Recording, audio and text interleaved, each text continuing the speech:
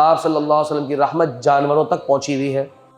اس میں بہت سی احادیث آپ نے سنا ہے وہ روایت کہ اللہ کے نبی صلی اللہ علیہ وسلم سفر پہ جا رہے تھے تو ایک اونٹ جو ہے وہ آپ کے سامنے اپنے سر کو جھکا لیتا ہے۔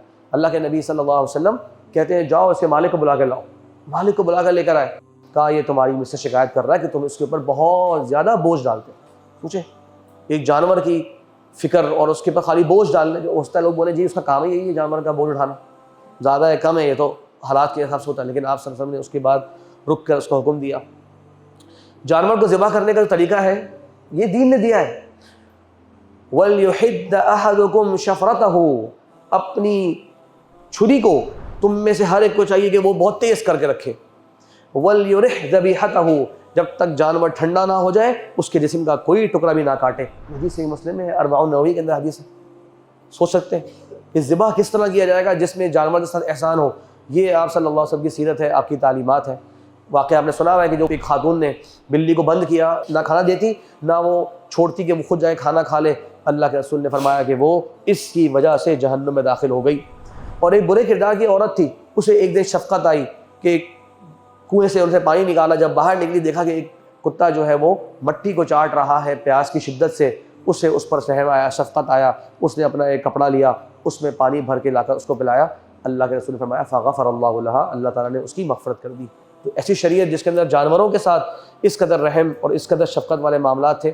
یہ بھی معاملہ ہے کہ ایک حدیث میں آتا ہے ایک بچہ، ایک میں آتا ہے 2 بچے چڑیا کے۔ صحابہ کرام جا رہے ہیں، نوٹ کیجئے، ایک گھونسلہ نظر آیا، اس میں 2 چڑیا کے چھوٹے بچے نظر آ گئے، چوزے کہہ لیں آپ۔ انہوں نے ساتھ لے لی، چلو بھائی پال لیں گے، بچوں کو دے دیں گے گھر جا کر، بچے کھیل لیں گے اس سے۔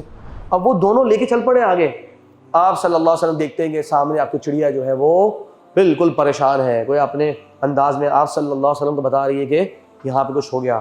آپ نے فرمایا من فجع هذه بولدها، اس کے الفاظ اتنے مضبوط ہیں، کس نے اس کو تکلیف پہنچائی ہے، غم دیا ہے اپنے بچوں کے معاملے میں، کس نے؟ صحابہ نے بتایا رسول اللہ ہم نے۔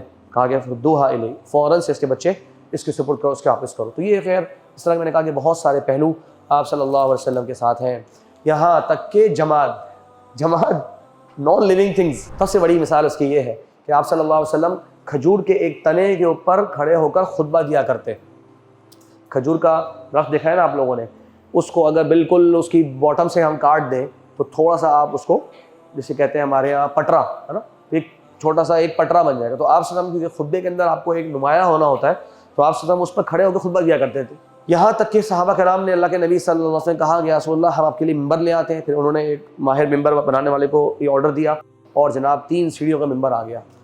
حدیث میں آتا ہے، صحیح بخاری کی حدیث ہے کہ آپ صلی اللہ علیہ وسلم کے پاس جب ممبر لایا گیا، آپ نے اس کو سائڈ میں کیا اور آپ ممبر پر کھڑے ہو کر خطبہ دینے لگے تو اس میں سے رونے کی آوازیں آئیں، اس جماعت میں سے رونے کی آوازیں آئیں، اور صحابہ کرام نے وہ آوازیں سنی، اللہ نے اس موقع میں ان کو بھی سنوائی۔ آپ صلی اللہ علیہ وسلم نیچے اترتے ہیں اور اس کے اوپر اس طرح سے ہاتھ لگاتے ہیں، اس کو ایسے تسلی دیتے ہیں، تو صحابہ کرام کہتے ہیں کہ اس کی آواز ایسی ہو گئی جیسے جب بچہ روتا ہے اور پھر اس کو چپ کرایا جاتا ہے تو جس طرح سے وہ چپ ہوتا ہے اس طرح سے چپ ہونے کی آواز ہے۔